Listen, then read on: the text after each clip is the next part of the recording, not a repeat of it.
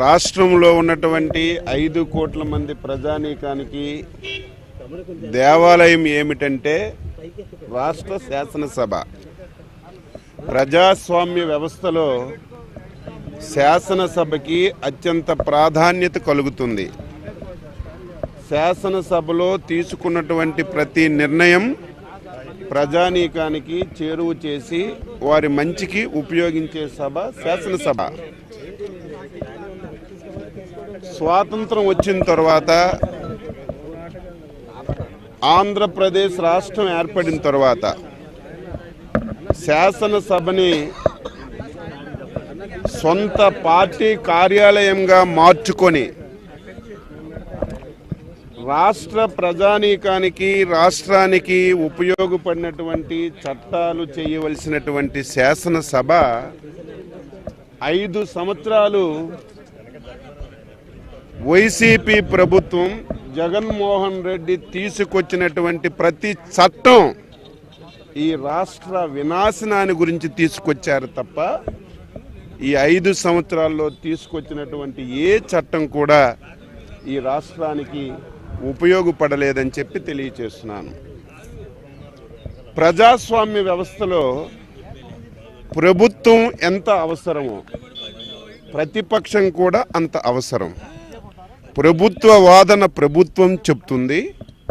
ప్రజల సమస్యలు శాసనసభలో ప్రతిపక్షం లేవనెత్తితే తప్పులుంటే సరిచేసుకొని ప్రభుత్వం ముందుకెళ్ళడానికి ఈ వ్యవస్థ పనిచేస్తుంది. కానీ 5 సంవత్సరాలు శాసనసభలో ప్రతిపక్షం యొక్క గొంతుని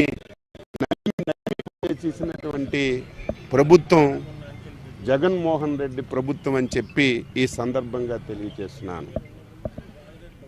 ఈరోజు 4వ రోజు మేము సొంత కార్యక్రమాలు చేయడం లేదు.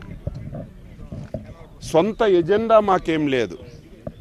ఈ రాష్ట్రంలో 5 కోట్ల మంది ప్రజలు వివిధ రకాల సమస్యలతో బాధపడి ఇబ్బంది పడుతుంటే రోజుకొక ఇష్యూని తీసుకొచ్చి ప్రభుత్వం దృష్టిలో పెట్టి చర్చించాలని చెప్పి ప్రయత్నం చేసినా మాకు కనీసం అవకాశం ఇవ్వకుండా ప్రతిరోజు దారుణాతి దారుణంగా సస్పెండ్ చేయడం ఇది ప్రజాస్వామ్యానికే మంచిది కాదని చెప్పి తెలియచేస్తున్నాను.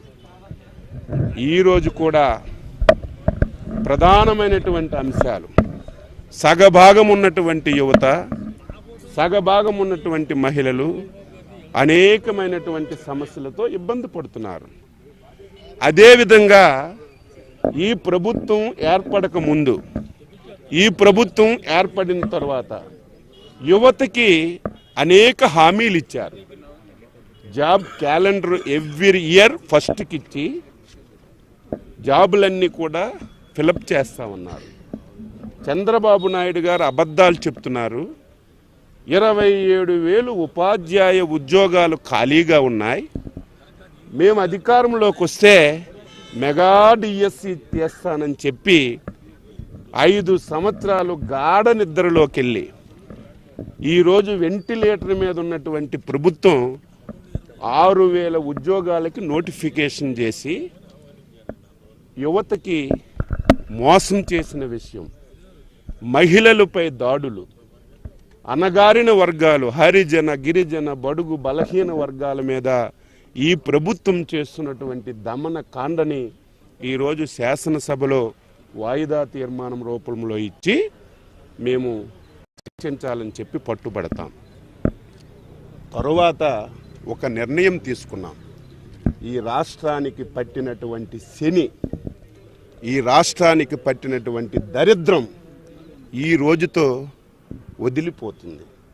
నేను మొదటే చెప్పాను, శాసనసభ ప్రజలకి అవసరమైనటువంటి చట్టాలు చేయాలి, ఈ రాష్ట్రానికి ఉపయోగపడినటువంటి చట్టాలు చేయాలి. ఏ చట్టం తీసుకున్నా జగన్మోహన్ రెడ్డి చేసినటువంటి చట్టం ఈ రాష్ట్ర వినాశనానికే తీసుకున్నాడు. అమరావతి శాసనసభ సాక్షిగా అందరూ ఒప్పుకున్నటువంటి అమరావతిని సర్వనాశనం చేసే చట్టం ఈ శాసనసభలో చేశారు. పోలవరాన్ని రివర్స్ టెండరింగ్ అని చట్టం చేసి పోలవరాన్ని ఈ రాష్ట్రంలో ఉన్నటువంటి ఇరిగేషన్ ప్రాజెక్టులన్నింటినీ కూడా నాశనం చేశాడు. ఈ రాష్ట్రాన్ని అప్పుల ఊబిలోకి నెట్టాడు.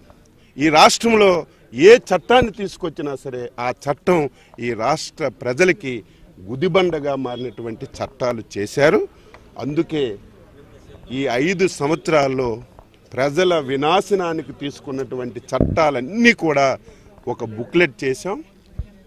మేము శాసనసభ నుంచి బయటకు వచ్చి ఆ చట్టాలన్నీ మంటల్లో కాల్చి ఈ రాష్ట్రానికి పట్టినటువంటి శని ఈ రోజుతో వదిలిపోతుంది. ఇంకా 60 రోజుల్లో ఈ కౌరవ సభని చంద్రబాబు నాయకత్వంలో ప్రభుత్వాన్ని ఏర్పాటు చేసి కౌరవ సభగా మార్చి మళ్ళీ ప్రజాపాలన రామరాజ్యం ఈ రాష్ట్రంలో తీసుకొస్తామని ప్రజలకి ఈరోజు తెలియచేస్తూ ఈరోజు ఆ చట్టాలన్నీ కూడా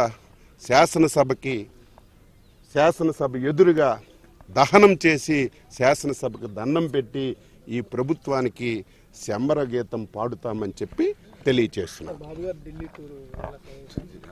బాబు గారు బీజేపీ ఆహ్వానం మేరకు ఢిల్లీ వెళ్ళారు. ఏం మాట్లాడారో తెలియదు. అక్కడ మాట్లాడిన విషయాలు రేపు ఎల్లుండి ఎప్పుడైనా పార్టీ పెద్దలందరితో మాట్లాడి ఏం జరిగిందో తెలియచేస్తారు. అందరం కలిసి ఒక సమిష్టిగా నిర్ణయం తీసుకుంటాం. ఎవరున్నారు? గోడలు ఉన్నాయి. ఎవరున్నారు?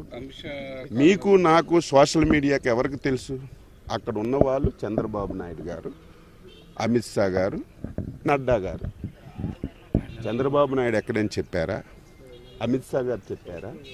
నడ్డా గారు చెప్పారా? ప్రెస్లోని ఎక్కడైనా సరే మాట్లాడారా? ఎక్కడ ఏం జరగలేదు.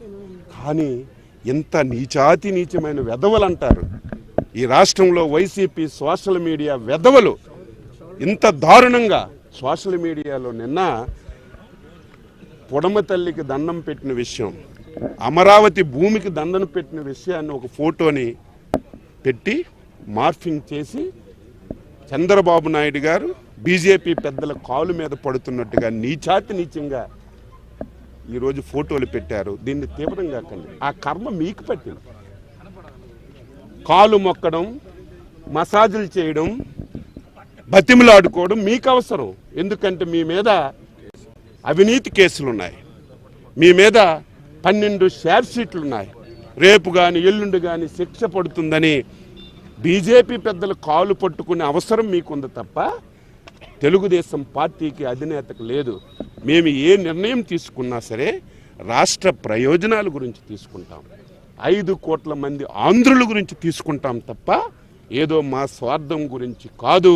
వెధవల్లారా, అటువంటి మార్ఫింగ్ చేసినటువంటి పనికి మాలిన సన్నాసులారా, ఎప్పటికైనా మీరు బుద్ధి తెచ్చుకొని మారకపోతే మీరు దానికి తగినటువంటి ఫలితాన్ని అనుభవిస్తారని చెప్పి తెలియజేస్తూ అందరికీ నమస్కారం.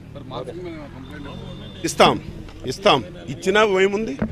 పోలీసులు ముందు చెవిటివాడ ముందు శంఖమూదినట్టుగా ఎవడో మా కార్యకర్త ముఖ్యమంత్రి మీదో వైసీపీ నాయకుల మీదో చిన్న పోస్ట్ పెడితే అర్ధరాత్రి అరెస్ట్ చేసేస్తున్నారు. మేము ఆధారాలతో సహా పోలీస్ స్టేషన్కి వెళ్ళి కంప్లైంట్ చేసినా ఎక్కడ కూడా పట్టించుకున్నటువంటి నాదుడు లేడు. ఇవన్నీ రికార్డ్ అవుతున్నాయి. వారు పట్టించుకోరని తెలుసు, మేము కంప్లైంట్ ఇచ్చిన కేసు కట్టరని తెలుసు. కానీ ఇవన్నీ రికార్డు చేస్తున్నాం. రేపు అధికారంలోకి వచ్చిన తర్వాత మొత్తం A to Z ఒక ఎంక్వైరీ చేసి దీని మీద ఈ కథని తేలుస్తామని చెప్పి తెలియజేస్తున్నాం.